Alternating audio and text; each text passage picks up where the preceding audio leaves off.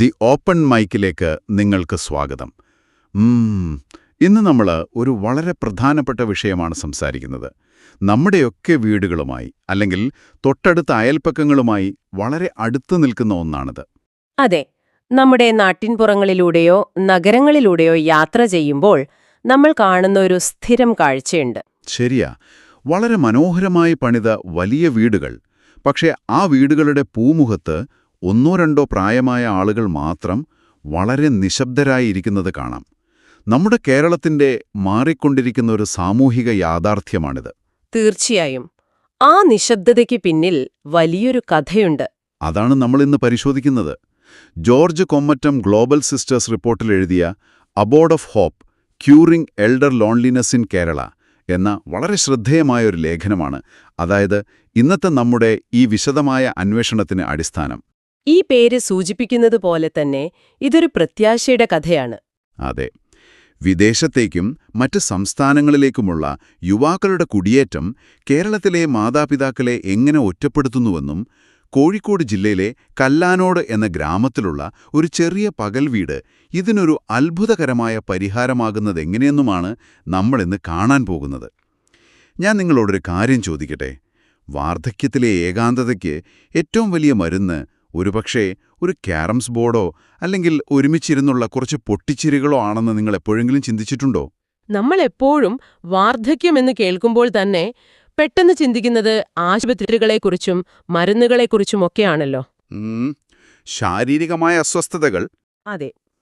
എന്നാൽ ഈ ലേഖനം നമ്മളോട് സംസാരിക്കുന്നത് വളരെ വ്യത്യസ്തമായൊരു കാര്യമാണ്. ഏകാന്തത എന്ന അദൃശ്യമായ ഒരു വലിയ അസുഖത്തെക്കുറിച്ചാണ്. ഒരു മനുഷ്യന്റെ ശാരീരികമായ ചികിത്സകൾക്കപ്പുറം അവർക്ക് മാനസികമായ പിന്തുണയും ഒരു കൂട്ടായ്മയും നൽകുക എന്നത് എത്രത്തോളം പ്രധാനമാണെന്ന് ഈ കല്ലാനോട് ഗ്രാമത്തിലെ പകൽ വീട് നമുക്ക് കാണിച്ചു തരുന്നുണ്ട്. ഈ ഏകാന്തത വെറുമൊരു തോന്നലല്ല കേട്ടോ. ഇതിനു പിന്നിൽ വളരെ കൃത്യമായ ചില കണക്കുകളുണ്ട്. നമുക്കൊന്ന് പരിശോധിക്കാം. ആ കണക്കുകൾ കേൾക്കുമ്പോൾ ശരിക്കും നമ്മളൊന്ന് ഞെട്ടും. പറയൂ. കേരള മൈഗ്രേഷൻ സർവേ 2023 പ്രകാരം ഏകദേശം 2.2 ദശലക്ഷം കേരളീയരാണ് വിദേശത്ത് ജീവിക്കുന്നത്. അതായത് 22 ലക്ഷത്തോളം ആളുകൾ. അതൊരു ചെറിയ സംഖ്യയല്ല. അല്ലല്ലോ. നമ്മുടെ നാട്ടിലെ ഏറ്റവും ഊർജ്ജസ്വലരായ ഒരു തലമുറ മുഴുവൻ പുറത്തേക്ക് പോയി എന്നതിന്റെ സൂചനയാണിത്. അവിടെയാണ് നമ്മൾ ആ ഒരു വലിയ ചിത്രം കാണേണ്ടത്. ഈ 22 ലക്ഷം ആളുകൾ പോകുമ്പോൾ പിന്നിൽ ബാക്കിയാകുന്നത് ആരാണ്? താമരശ്ശേരി രൂപതയിലെ കുടിയേറ്റക്കാരുമായി ബന്ധപ്പെട്ട് പ്രവർത്തിക്കുന്ന ഫാദർ കുര്യൻ പുറമിടത്തിലിന്റെ കണക്കുകൾ ഈ ലേഖനത്തിൽ എടുത്തു പറയുന്നുണ്ട്. ആ കണക്കുകൾ വളരെ പ്രസക്തമാണ്. അതെ. അദ്ദേഹത്തിന്റെ വിലയിരുത്തൽ പ്രകാരം ആ രൂപതയിലെ മാത്രം 30% കത്തോലിക്ക യുവാക്കൾ ഇപ്പോൾ ജീവിക്കുന്നത് ലോകത്തെ 23 വിദേശ രാജ്യങ്ങളിലാണ്. ഇതിനു പുറമെ ഇന്ത്യയിലെ തന്നെ ബാംഗ്ലൂർ, ഡൽഹി തുടങ്ങിയ നഗരങ്ങളിലേക്ക് പോയവർ വേറെയുമുണ്ട്. ശരിക്കും ഒരു ഗ്രാമത്തിൽ നിന്ന് തന്നെ ഇത്രയും പേർ? അതാണ്.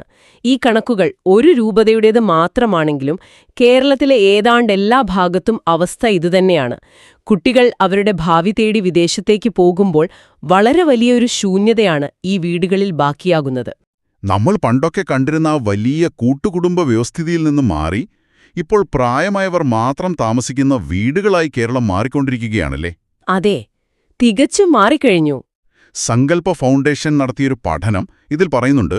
അടുത്ത 10 വർഷത്തിനുള്ളിൽ കേരളത്തിൽ 4-ൽ ഒരാൾ 60 വയസ്സിന് മുകളിലുള്ളവരായിരിക്കുമെന്ന്. അതായത് ജനസംഖ്യയുടെ 22.8% പ്രായമായവരായിരിക്കും. ഇത് നമ്മുടെ സാമൂഹിക ഘടനയെ തന്നെ മാറ്റിയെഴുതുന്നൊരു കണക്കാണ്. ആ മാറ്റം ഇപ്പോൾ തന്നെ വളരെ പ്രകടമാണ്.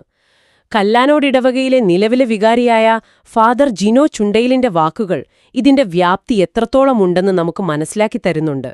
ആ ഇടവകയിലെ 500 കുടുംബങ്ങളിൽ 200-ലും പ്രായമായ മാതാപിതാക്കൾ ഒറ്റയ്ക്കാണ് താമസിക്കുന്നത്. 200 കുടുംബങ്ങളിൽ ഒന്ന് ആലോചിച്ചു നോക്കൂ. ഒരു ഗ്രാമത്തിലെ പകുതിയോളം വീടുകളിൽ പ്രായമായവർ മാത്രം. അതെ. പ്രത്യേകിച്ച് കൂടെ ഉണ്ടായിരുന്ന പങ്കാളി കൂടി മരിച്ചുപോയാൽ പിന്നീട് ആ വീടുകളിൽ അനുഭവപ്പെടുന്ന ഏകാന്തത ഭയാനകമാണ്. ആരോടുമൊന്നും മിണ്ടാനില്ലാതെ ദിവസങ്ങൾ തള്ളി നീക്കുന്ന ഒരവസ്ഥ. ഇതാരും തുറന്നു പറയാത്ത, എന്നാൽ ഇന്ന് നമ്മുടെ നാട് നേരിടുന്ന ഏറ്റവും വലിയ പ്രശ്നമായി മാറിക്കഴിഞ്ഞു. തീർച്ചയായും. ഇവിടെയാണ് കാര്യങ്ങൾ ശരിക്കും രസകരമാടുന്നത്. ഈ ഒരു വലിയ പ്രതിസന്ധിയിലേക്കാണ് സിസ്റ്റേഴ്സ് ഓഫ് ചാരിറ്റി ഓഫ് നസ്രത്തിലെ കന്യാസ്ത്രീകൾ കടന്നുവരുന്നത്.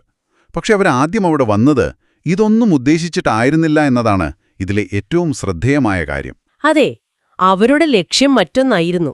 2014 താമരശ്ശേരി രൂപതയുടെ ക്ഷണപ്രകാരം അവരാ നാട്ടിലേക്ക് വരുന്നത് ഒരു സ്കൂളോ അല്ലെങ്കിൽ ഒരു ക്ലിനിക്കോ തുടങ്ങുക എന്ന ലക്ഷ്യത്തോടെയാണ്.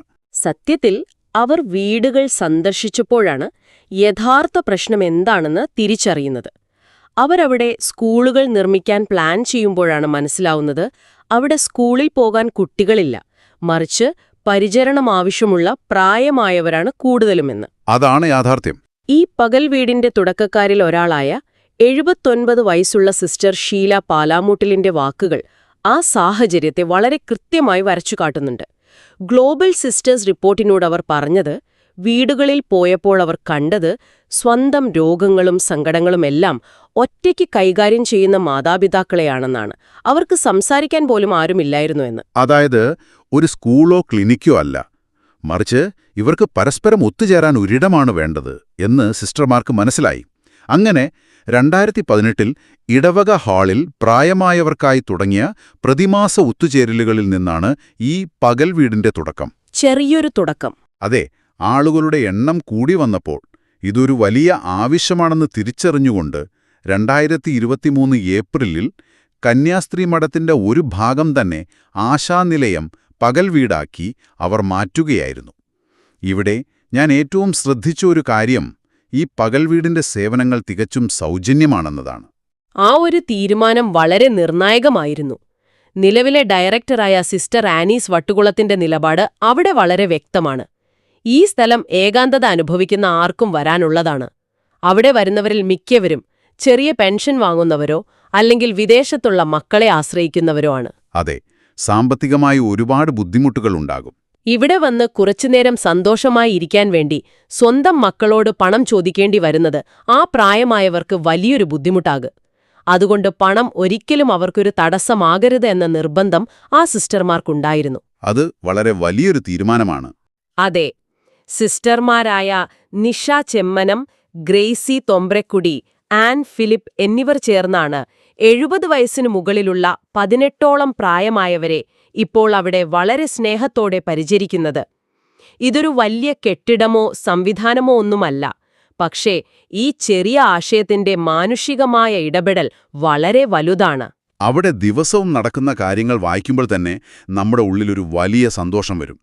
രാവിലെ 10 മണി മുതൽ വൈകുന്നേരം 3 മണി വരെയാണ് ആശാനിലയത്തിന്റെ പ്രവർത്തനം. രാവിലെ അവിടെ എത്തിയാൽ അവർ പരസ്പരം സംസാരിച്ചും വിശേഷങ്ങൾ പങ്കുവച്ചുമൊക്കെയാണ് ദിവസം തുടങ്ങുന്നത്. ഒരു സാധാരണ വീടുപോലെ തന്നെ. പിന്നെ ജപമാല അർപ്പണം, ലഘുവായ യോഗ അല്ലെങ്കിൽ സ്ട്രെച്ചിംഗ് വ്യായാമങ്ങൾ. അതിനുശേഷം അവരൊരുമിച്ച് ചില വീഡിയോകളൊക്കെ കാണും. പിന്നെ എല്ലാവരും കൂടി ഒന്നിച്ചിരുന്ന് ലളിതമായ ഒരു ഉച്ചഭക്ഷണം കഴിക്കും. ഉച്ചതിരിഞ്ഞ് അവർ ക്യാരംസും റമ്മിയും കളിക്കും. നമ്മുടെ നാട്ടിലെ പ്രായമായ മനുഷ്യർ, പ്രത്യേകിച്ച് അമ്മമാരൊക്കെ ഒരുമിച്ചിരുന്ന് ചിരിച്ചുകൊണ്ട് ക്യാരംസ് കളിക്കുന്ന ആ ഒരു രംഗമൊന്ന് സങ്കല്പിച്ചു നോക്കൂ. അതൊരു വലിയ മാനസിക മാറ്റമാണ് അവരിലുണ്ടാക്കുന്നത്. ആ ലേഖനത്തിൽ പറയുന്ന വ്യക്തിപരമായ അനുഭവങ്ങൾ നമ്മൾ ശ്രദ്ധിച്ചാൽ ഇത് കൂടുതൽ വ്യക്തമാകും. ഗ്രേസി അരിമറ്റം എന്ന 70 വയസ്സുകാരിയുടെ കഥ തന്നെ എടുക്കാം. ആ കഥ വളരെ ഹൃദയസ്പർശിയാണ്. അതെ, അവരൊരു ക്യാൻസർ രോഗിയാണ്. അവരുടെ മക്കൾ ദുബായിലാണ് ജോലി ചെയ്യുന്നത്. പകൽ വീട് തുടങ്ങുന്നതിനു മുൻപ് വളരെ നിശബ്ദമായ യാതൊരു ലക്ഷ്യവുമില്ലാത്തൊരു പകലിലേക്കായിരുന്നു അവർ ഉണർന്നിരുന്നത്. മക്കൾ വല്ലപ്പോഴും വിളിക്കുന്ന വീഡിയോ കോളുകൾ മാത്രമായിരുന്നു ആകെയുള്ളൊരു ആശ്വാസം. എന്നാൽ പകൽ വീട് വന്നതോടെ അവരുടെ ജീവിതത്തിന്റെ താളം തന്നെ മാറിമറിഞ്ഞു. രാവിലെ ഒരു കുട്ടിയെപ്പോലെ വളരെ ശ്രദ്ധയോടെ ഒരുങ്ങി തന്റെ സാധനങ്ങളുമെടുത്ത് അവർ പകൽ വീട്ടിലേക്ക് പോവുകയാണ്. അവരുടെ ഭർത്താവ് ജേക്കബ് വീട്ടിൽ തന്നെ തുടരുമ്പോഴാണ് ഗ്രേസി ഈ മാറ്റം ഇത്രത്തോളം ആസ്വദിക്കുന്നത്. ഒരുപക്ഷെ വർഷങ്ങൾക്ക് ശേഷമായിരിക്കും അവർ സ്വന്തമായി ഒന്ന് ഒരുങ്ങി സന്തോഷത്തോടെ ഒരു സ്ഥലത്തേക്ക് സ്ഥിരമായി പോകുന്നത് അല്ലേ? അതുപോലെ തന്നെ ഹൃദ്യമാണ് 71കാരനായ മാത്യു തണ്ണിക്കപ്പാറയുടെ വാക്കുകളും. നമ്മൾ ഒറ്റയ്ക്കാകുമ്പോൾ നമ്മുടെ പ്രശ്നങ്ങൾ വളരെ വലുതായി തോന്നും. എന്നാണ് നമ്മളിങ്ങനെ ഒരുമിച്ച് കൂടുമ്പോൾ നമ്മുടെ വിഷമങ്ങളെല്ലാം ഇല്ലാതാകും എന്നാണ് അദ്ദേഹം പറയുന്നത്. അതൊരു വലിയ സത്യമാണ്. മറ്റൊരാൾ ജോണി കറോക്കാട്ട് എന്ന 76കാരനായ മുൻ ടാക്സി ഡ്രൈവറാണ്. മുൻപ് ചിരിക്കാൻ തന്നെ മറന്നുപോയിരുന്ന അദ്ദേഹത്തിന് ഇപ്പോൾ ചിരി ഒരു ദിനചര്യയായി മാറി എന്നാണ് പറയുന്നത്. ഒരു ടാക്സി ഡ്രൈവർ എന്ന് പറയുമ്പോൾ എപ്പോഴും ആളുകളോട് സംസാരിച്ച് ശീലിച്ചൊരാളായിരിക്കുമല്ലോ. പെട്ടെന്നൊരു ദിവസം വീട്ടിൽ ഒറ്റയ്ക്കാകുമ്പോൾ ഉണ്ടാകുന്ന ആ ഒരു ആഘാതം വലുതായിരിക്കും. അതെ, ആ ഒരു ഒറ്റപ്പെടൽ അവരുടെ ആരോഗ്യത്തെ സാരമായി ബാധിക്കും. 83 വയസ്സുള്ള മുൻ ബാങ്കർ മാത്യു മുണ്ടയാനി അവിടെ വെച്ചു പഠിച്ച കവിതകളും പാട്ടുകളും ചൊല്ലി തന്റെ ജീവിതം ആഘോഷിക്കുന്നതിനെക്കുറിച്ച് പറയുന്നുണ്ട്. അവിടെയുള്ള കോർഡിനേറ്ററായ നിമ്മി പൊതീറ്റിൽ ഈ പകൽ വീടിനെ വിശേഷിപ്പിക്കുന്നത് തന്നെ രണ്ടാം കിൻഡർ ഗാർഡൻ എന്നാണ്. രണ്ടാം കിൻഡർ ഗാർഡൻ, നല്ലൊരു വാക്കാണത്. ഈ പ്രായമായവർ അവരുടെ രണ്ടാമത്തെ സ്കൂൾ കാലഘട്ടം ആസ്വദിക്കുകയാണ്. മറ്റുള്ളവരോടൊപ്പമുള്ള ഈ ചിരിയും കളിയും അവർക്ക് പുതിയ ഊർജം നൽകുന്നുണ്ട്. അവരെ സ്ഥിരമായി പരിശോധിക്കുന്ന നഴ്സായ സിന്ധു ഇലമ്പാശ്ശേരിയുടെ നിരീക്ഷണം ഇവിടെ വളരെ പ്രധാനപ്പെട്ടതാണ്. ഈ ചിരിയും സന്തോഷവും അവരുടെ ശാരീരിക ആരോഗ്യം തന്നെ മെച്ചപ്പെടുത്തിയെന്ന് അവർ സാക്ഷ്യപ്പെടുത്തുന്നു. മാനസികമായ സന്തോഷം ശരീരത്തെയും ബാധിക്കുമല്ലോ. തീർച്ചയായും. തുടക്കത്തിൽ വളരെ നിശബ്ദരായി സങ്കടങ്ങൾ മാത്രം പറഞ്ഞിരുന്ന ആളുകൾ ഇപ്പോഴെപ്പോഴും സന്തോഷവതികളാണ്. മാനസിക സമ്മർദ്ദം കുറയുന്നത് അവരുടെ പ്രഷറും ഷുഗറും ഒക്കെ നിയന്ത്രിക്കാൻ വരെ സഹായിക്കുന്നുണ്ട്. കേരളം മുഴുവൻ നേരിടുന്ന, അല്ലെങ്കിൽ നമ്മൾ തുടക്കത്തിൽ പറഞ്ഞ ആ 22 ലക്ഷം ആളുകൾ പുറത്തേക്ക് പോയതുകൊണ്ടുണ്ടായ ഈ വലിയ ശൂന്യതയെ മറികടക്കാൻ ഇത്തരം പകൽവീടുകൾ മാത്രം മതിയോ? ഈ ലേഖനം വളരെ കൃത്യമായി തന്നെ മറ്റു ചില കാഴ്ചപ്പാടുകൾ കൂടി നമ്മുടെ മുന്നിലേക്ക് വെക്കുന്നുണ്ട്. ആ ചോദ്യം വളരെ പ്രസക്തമാണ്. ഈ വിഷയത്തിൽ വ്യത്യസ്തമായ അഭിപ്രായങ്ങൾ സമൂഹത്തിലുണ്ട്. ആ ലേഖനം അത് വളരെ നിഷ്പക്ഷമായി അവതരിപ്പിക്കുന്നുമുണ്ട്. താമരശ്ശേരി രൂപതയുടെ Alphonsa palliative and geriatric care ഡയറക്ടറായ ഫാദർ മാത്യു കുളത്തിങ്കൽ പറയുന്നത് ഈ പകൽവീടുകൾ തീർച്ചയായും വലിയൊരു സഹായമാണ്, എന്നാൽ അതുമാത്രം പോരാ എന്നാണ്. അദ്ദേഹം എന്താണ് നിർദ്ദേശിക്കുന്നത്? കേരളത്തിൽ മുഴുവൻ സമയവും വൃദ്ധസദനങ്ങൾ അടിയന്തരമായ ആവശ്യമാണ് എന്ന് അദ്ദേഹം വാദിക്കുന്നു. അതിനൊരു കാരണവും അദ്ദേഹം ചൂണ്ടിക്കാണിക്കുന്നുമുണ്ട്. പകൽവീടുകൾ വൈകുന്നേരം 3 മണിയോടെ അവസാനിക്കും. രാത്രിയിൽ ഈ പ്രായമായവർക്ക് പെട്ടെന്നൊരു നെഞ്ചുവേദനയോ മറ്റോ വന്നാ ആരാശുപത്രിയിൽ കൊണ്ടുപോകും? അതൊരു വലിയ ചോദ്യമാണ്. അവർ തുടങ്ങിയ ഒരു ഫുൾ ടൈം കെയർ പ്രോജക്റ്റ് ഇതിനകം തന്നെ പൂർണ്ണമായും ബുക്ക് ചെയ്യപ്പെട്ട് കഴിഞ്ഞു എന്നത് ഈ പ്രശ്നത്തിന്റെ വ്യാപ്തി എത്രത്തോളം വലുതാണെന്നാണ് കാണിക്കുന്നത്. മുഴുവൻ സമയ പരിചരണം ആവശ്യമുള്ള വലിയൊരു വിഭാഗം ഇവിടെയുണ്ട്. ആ പറഞ്ഞതിൽ വലിയൊരു ശരിയുണ്ട്. എന്നാൽ കോഴിക്കോട്ടെ മുതിർന്ന മാധ്യമപ്രവർത്തകനായ KF ജോർജ് ഇതിനെ കാണുന്നത് മറ്റൊരു രീതിയിലാണ്. അദ്ദേഹം പറയുന്നത് മക്കളുടെ ഭാഗത്തു നിന്നുള്ള ഒരു പ്രതിസന്ധിയെക്കുറിച്ചാണ്. പഠിച്ചതിനനുസരിച്ചുള്ള ജോലിയും പുതിയ അവസരങ്ങളും തേടി മക്കൾക്ക് സ്വാഭാവികമായും പുറത്തേറ്റു പോകേണ്ടി വരും. അതെ, അവർക്കും വേറെ വഴിയില്ലല്ലോ. അവരെ സംബന്ധിച്ചതൊരു വലിയ ആശയക്കുഴപ്പമാണ്. തങ്ങളുടെ കരിയർ നോക്കണോ അതോ നാട്ടിൽ നിൽക്കണോ എന്ന്. മറുവശത്ത് മാതാപിതാക്കൾ തങ്ങളുടെ മക്കളുടെ വളർച്ചയ്ക്ക് ഒരു തടസ്സമാകാനോ അവർക്കൊരു ഭാരമാകാനോ ഒരിക്കലും ആഗ്രഹിക്കുന്നില്ല. അതുകൊണ്ടാണ് പലപ്പോഴും അസുഖങ്ങൾ പോലും മറച്ചുവെച്ച് അവർ നിശബ്ദരായി ഈ ഏകാന്തത സഹിക്കുന്നത്. ഇവിടെ മക്കളെ കുറ്റപ്പെടുത്തിയിട്ട് കാര്യമില്ല, പകരം സഭയും അതുപോലെ തന്നെ സമൂഹവുമാണ് ഇടപെടേണ്ടത് എന്നാണ് അദ്ദേഹം പറയുന്നത്. ഈ രണ്ടഭിപ്രായങ്ങളും നിലനിൽക്കുമ്പോഴും നമ്മൾ ആദ്യം സംസാരിച്ച ഗ്രേസി അരിമറ്റത്തെ പോലുള്ള സാധാരണക്കാർക്ക് ഈ ആശാനിലയം നൽകുന്ന ആശ്വാസം ഒട്ടും ചെറുതല്ല. ഗ്രേസി ആ ലേഖനത്തിൽ പറയുന്നൊരു വാചകമുണ്ട്: മുൻപ് സമയം പോകാൻ കാത്തിരുന്ന ഞങ്ങൾക്കിപ്പോൾ ദിവസം പെട്ടെന്ന് തീരുന്നതുപോലെ തോന്നുന്നു. ജീവിതം വീണ്ടും തുടങ്ങിയിരിക്കുന്നു.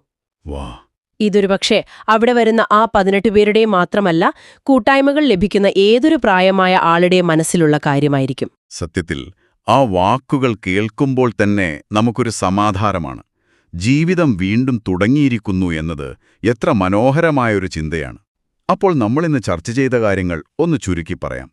കേരളത്തിൽ അതിവേഗം നടന്നുകൊണ്ടിരിക്കുന്ന ജനസംഖ്യാ മാറ്റങ്ങൾക്കും യുവാക്കളുടെ വൻതോതിലുള്ള കുടിയേറ്റങ്ങൾക്കുമിടയിൽ നമ്മുടെ പ്രായമായവർ അനുഭവിക്കുന്ന ഏകാന്തത എന്ന വലിയ പ്രശ്നത്തെയാണ് നമ്മൾ വിശദമായി കണ്ടത്. അതെ. എന്നാൽ കല്ലാനോട് പോലൊരു ചെറിയ ഗ്രാമം സിസ്റ്റർമാരായ നിഷ, ഗ്രേസി, ആൻ എന്നിവരുടെ നേതൃത്വത്തിൽ ഇതിനൊരു വലിയ മാതൃക കാണിച്ചു തരുന്നു. വലിയ സാമ്പത്തിക ചെലവുകളില്ലാതെ അല്പം സ്നേഹവും കരുതലും നൽകിക്കൊണ്ട് 70 വയസ്സിന് മുകളിലുള്ളവരിൽ എത്ര വലിയ മാറ്റമാണവർ സൃഷ്ടിക്കുന്നത്. നമ്മൾ ഇതിൽ നിന്ന് ഉൾക്കൊള്ളേണ്ട വലിയൊരു പാഠമുണ്ട്. വലിയ കെട്ടിടങ്ങളോ സങ്കീർണമായ സംവിധാനങ്ങളോ ഒന്നുമില്ലാതെ നമ്മുടെ സ്വന്തം ചുറ്റുപാടുകളിലെ കമ്മ്യൂണിറ്റികളെ ഉപയോഗപ്പെടുത്തിക്കൊണ്ട് തന്നെ ഇത്തരം പ്രശ്നങ്ങളെ എങ്ങനെ നേരിടാമെന്നാണ് ഈ കല്ലാനോട് മോഡൽ കാണിച്ചു തരുന്നത്. ഫാദർ ചുണ്ടേൽ പറയുന്നത് പോലെ ചെലവ് കുറഞ്ഞ ഇത്തരം കമ്മ്യൂണിറ്റി സംരംഭങ്ങൾ മറ്റു സ്ഥലങ്ങളിലും ഇടവകകളിലുമെല്ലാം തുടങ്ങേണ്ടത് ഇന്നത്തെ കാലത്തിന്റെ വലിയൊരു ആവശ്യമാണ്. ഈ ഒരു അന്വേഷണം കേട്ടുകൊണ്ടിരിക്കുന്ന നിങ്ങളെ എങ്ങനെയാണിത് ബാധിക്കുന്നതെന്നൊന്ന് ചിന്തിച്ചു നോക്കൂ. നിങ്ങളുടെ സ്വന്തം കുടുംബത്തിലോ അല്ലെങ്കിൽ നിങ്ങളുടെ തൊട്ടടുത്ത വീട്ടിലോ ഉള്ള പ്രായമായവരെക്കുറിച്ചൊന്ന് ആലോചിക്കുക. അവരുടെ പകലുകൾ എങ്ങനെയാണ് കടന്നുപോകുന്നത്? അവർക്ക് ആരോടെങ്കിലും മനസ്സ് തുറന്ന് സംസാരിക്കാൻ കഴിയുന്നുണ്ടോ? മിക്കവാറും ഇല്ല എന്നതായിരിക്കും ഉത്തരം. അതെ, ഒരുപക്ഷെ നിങ്ങൾ അവർക്ക് നൽകുന്ന ചെറിയൊരു പുഞ്ചിരിയോ അല്ലെങ്കിൽ അവരോടൊപ്പമുള്ള അല്പനേരത്തെ സംസാരമോ ആയിരിക്കാം അവരുടെ ആ ദിവസത്തെ ഏറ്റവും വലിയ സന്തോഷം. ഈ ചർച്ച അവസാനിപ്പിക്കുന്നതിന് മുമ്പ് നിങ്ങളെല്ലാവരും സ്വന്തമായി ഒന്ന് ആലോചിക്കാൻ വേണ്ടി ഒരു കാര്യം കൂടി ഞാൻ ചോദിക്കുകയാണ്. ഒരു ചെറിയ പകൽ വീടിന്, അവിടത്തെ കൂട്ടായ്മയ്ക്കും ഒരുമിച്ചുള്ള ക്യാരംസ് കളിക്കും പ്രായമായവരിൽ ഇത്ര വലിയ ശാരീരിക മാനസിക മാറ്റങ്ങൾ കൊണ്ടുവരാൻ കഴിയുമെങ്കിൽ നമ്മൾ എന്തിനാണ് ആരോഗ്യരംഗത്തെ വികസനമെന്ന് പറയുമ്പോൾ വലിയ സൂപ്പർ സ്പെഷ്യാലിറ്റി ആശുപത്രികളെക്കുറിച്ച് മാത്രം ചിന്തിക്കുന്നത്? ശരിയായൊരു പോയിന്റാണത്. ഈ ഏകാന്തത എന്ന മഹാമാരിയെ തടയാൻ നമ്മുടെ നഗരങ്ങളിലും ഗ്രാമങ്ങളിലും ഇത്തരത്തിലുള്ള കൊച്ചു കൊച്ചു പൊതു ഇടങ്ങൾ അല്ലെങ്കിൽ കമ്മ്യൂണിറ്റി സ്പേസുകൾ നമുക്ക് നിർമ്മിച്ചുകൂടെ?